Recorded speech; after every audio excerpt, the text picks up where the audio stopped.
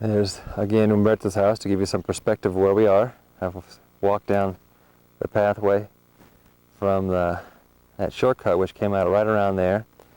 And behind Humberto's house, this large field here is owned by Florencia's grandma. I don't know, it's a lot of probably 30, maybe 30 or 40 acres. And this whole area which I just panned across is going to be the area where all of Florencia's grandmother's grandchildren, and there are 52 of them, will eventually have area to build their own houses. So far, 3 of the grandchildren have built houses. There's one of them. That's where Teresa and Manuel live. You met Teresa real briefly at the terrace a minute ago. That's the furthest house away from all the action. So far there are 3 grandkids, Teresa and her husband, Humberto and his wife, and Jesus and his wife. Those are the only 3 of the 52 who have started to build their houses on this area out here. I guess if Florencia and I eventually have enough money to build a second house, it'll be somewhere out in there, maybe up there by that tree. Something else I wanted to show you.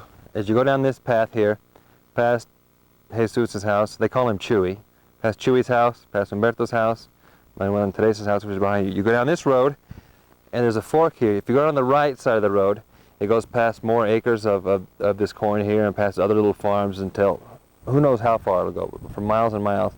To the left here, it stops up at this little house, which is sort of like the caretaker's house of Florencia's father's part of the ranch, because there are a number of uncles, and each of the uncles have their own ways of taking care of their own parts of the ranch.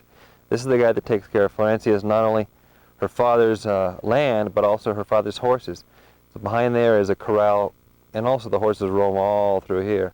But there's a corral where they keep their, I don't know, I think they have 3 or 4 horses in Florencia's family.